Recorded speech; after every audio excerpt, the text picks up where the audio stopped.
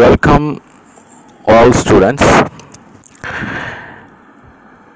ഇന്ന് നമുക്ക് ക്വാണ്ടം മെക്കാനിക്സിലെ 4ാമത്തെ ചാപ്റ്റർ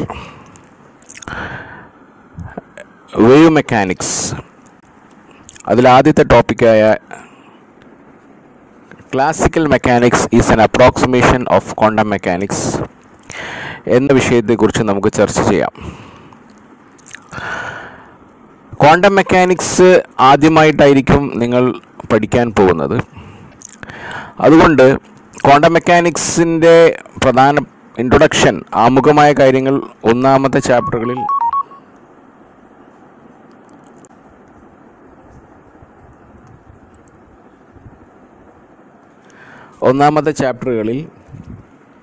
വരുന്നുണ്ടാവും. എന്നിരുന്നാലും ഈ ക്വാണ്ടം മെക്കാനിക്സിൻ്റെ കുറച്ച് ആമുഖം നമുക്കിവിടെയും നോക്കാം.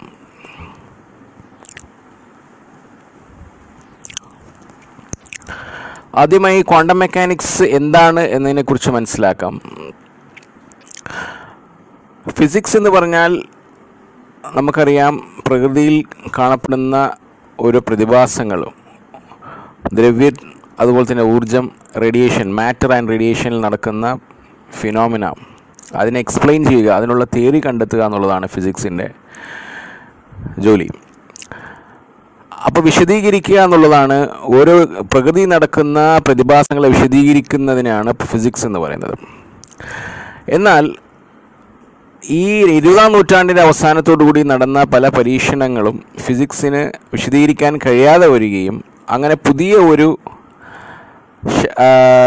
ഫിസിക്സിൻ്റെ അടിസ്ഥാനം നൽകുകയും ചെയ്യുന്ന ഒരു സന്ദർഭമാണ് ഉണ്ടാകുന്നത്.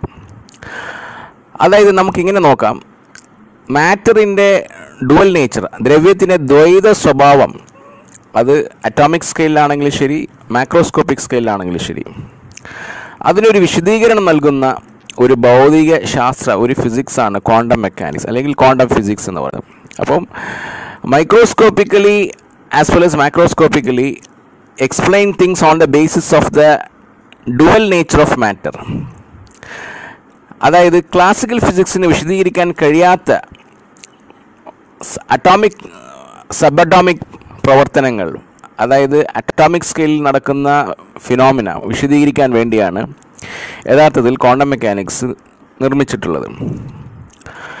ഭൗതിക വ്യവസ്ഥകൾ, അതായത് ഫിസിക്കൽ സിസ്റ്റംസിൻ്റെ പരിണാമം, അതിൻ്റെ എവല്യൂഷൻ എന്ന ഗണിതശാസ്ത്ര സങ്കല്പം ഉപയോഗിച്ച് ഇതിൽ വിശദീകരിക്കുന്നു. അതായത് ബേസിക്കലി വേവ് ഫംഗ്ഷൻ എന്ന ഒരു കൺസെപ്റ്റ്, വേവ് ഫംഗ്ഷൻ എന്ന് പറയുന്ന ഒരു പ്രോപ്പർട്ടി, അത് വേവ് ഫംഗ്ഷൻ എന്നതിനെ ഉപയോഗിച്ചിട്ടാണ് ഈ ക്വാണ്ടം മെക്കാനിക്സിൻ്റെ അടിസ്ഥാനമായ കാര്യങ്ങൾ ചെയ്തിരിക്കുകയും ആ ശാസ്ത്ര സങ്കല്പം ഉപയോഗിച്ചിട്ടാണ് വിശദീകരണമെല്ലാം ചെയ്തിട്ടുള്ളത്.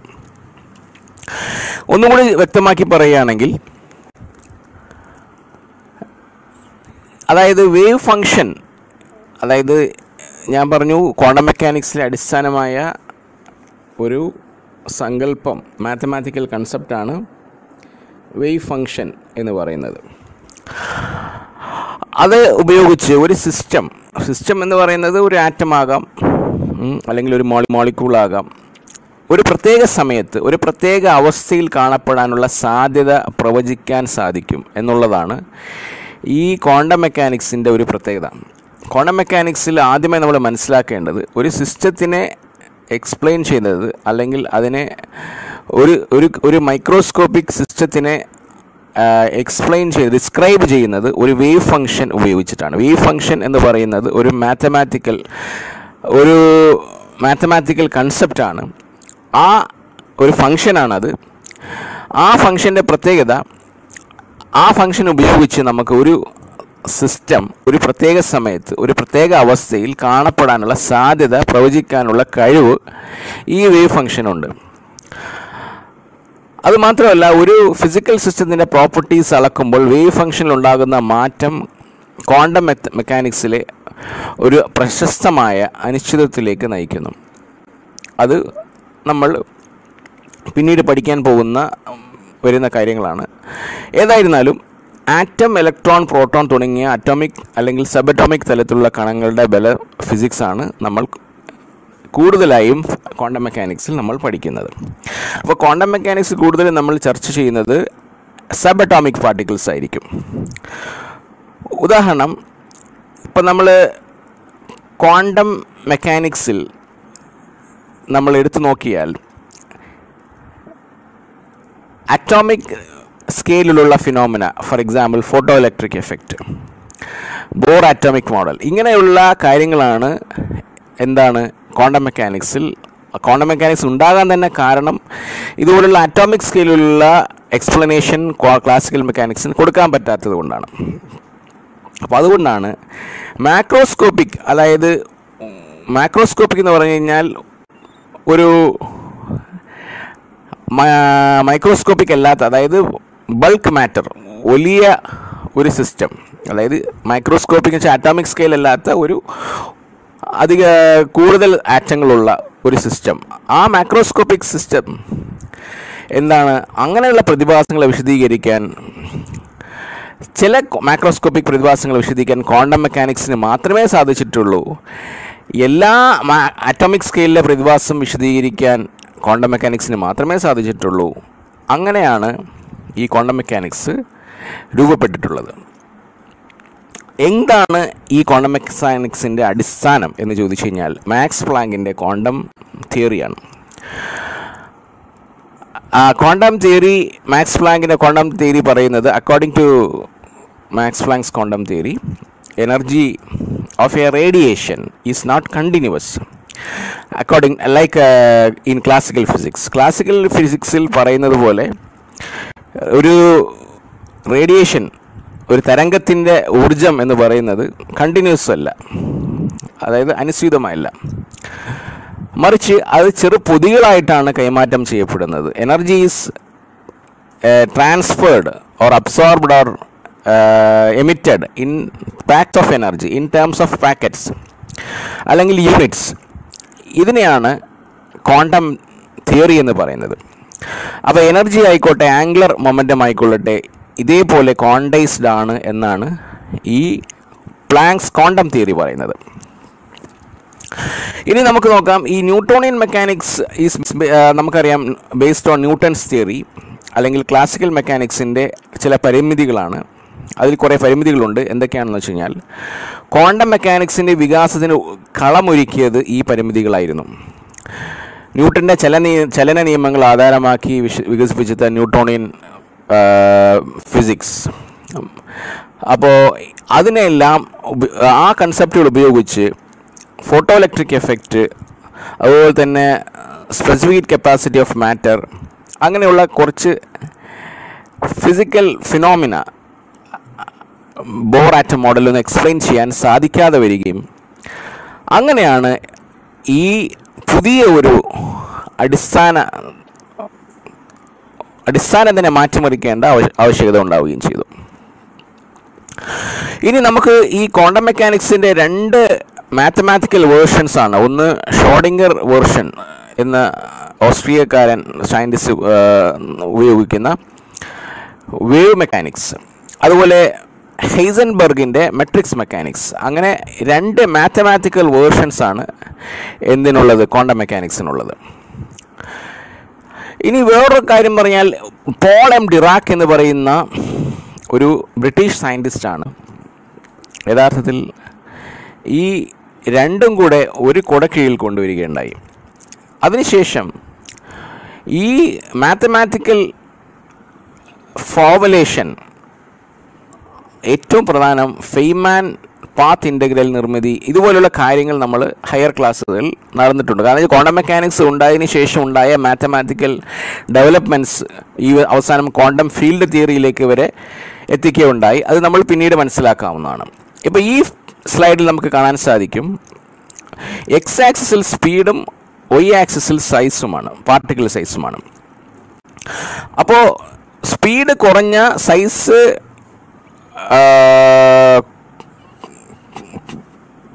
കൂടിയ സാധനങ്ങളാണെങ്കിൽ ക്ലാസിക്കൽ മെക്കാനിക്സും അതുപോലെ തന്നെ സ്പീഡ് കൂടുന്തോറും അതിന് റിലേറ്റിവിസ്റ്റിക് ക്വാണ്ടം മെക്കാനിക്സും റിലേറ്റിവിസ്റ്റിക് മെക്കാനിക്സും സ്പീഡ് സൈസ് കുറയുകയാണെങ്കിൽ ശരിക്കും ക്വാണ്ടം മെക്കാനിക്സ് താഴെ വരും, ക്ലാസിക്കൽ മെക്കാനിക്സ് മുകളിൽ വരും. ഏറ്റവും ഹൈ സ്പീഡും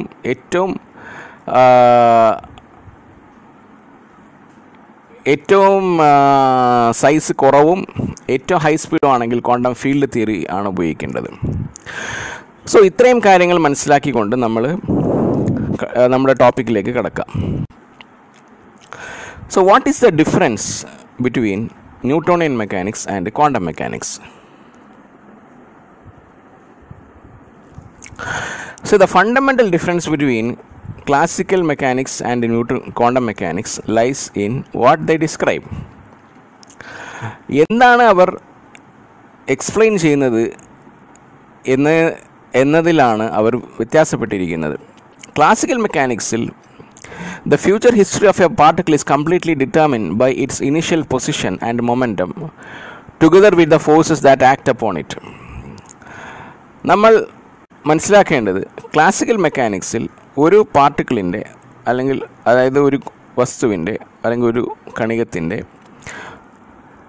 ഫ്യൂച്ചർ ഹിസ്റ്ററി എന്ന് വെച്ചാൽ അത് എവിടെ അടുത്ത സെക്കൻഡിൽ എവിടെയായിരിക്കും, അതിൻ്റെ പൊസിഷൻ, വെലോസിറ്റി എത്രയായിരിക്കും, ഇതെല്ലാം പ്രെഡിക്റ്റ് ചെയ്യുന്നത് ഇനീഷ്യൽ പൊസിഷനും അതിൽ ആക്ട് ചെയ്യുന്ന ഫോഴ്സുകളും ഉപയോഗിച്ചിട്ടാണ്. അതായത് ന്യൂട്ടൺ ഇക്വേഷനിൽ ഇനീഷ്യൽ പൊസിഷനും ഇനീഷ്യൽ ഫോഴ്സ് നമുക്കറിയാമെങ്കിൽ ഫ്യൂച്ചർ വെലോസിറ്റി നമുക്ക് കണ്ടുപിടിക്കാൻ സാധിക്കും, ഫ്യൂച്ചർ പൊസിഷൻ കാൽക്കുലേറ്റ് ചെയ്യാൻ സാധിക്കും. എന്നാൽ ക്വാണ്ടം മെക്കാനിക്സിൽ അങ്ങനെയല്ല. അവിടെ അൺസർട്ടനിറ്റി പ്രിൻസിപ്പിൾ എന്ന് പറയുന്ന ഒരു തത്വം നമ്മൾ ഈ ക്വാണ്ടം മെക്കാനിക്സിൽ അപ്ലൈ ചെയ്യുന്നുണ്ട്.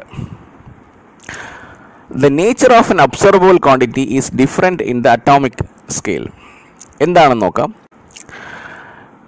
ക്വാണ്ടം മെക്കാനിക്സിൽ the kind of certainty about the future characteristic of classical mechanics is impossible because the initial state of a particle cannot be established with sufficient accuracy.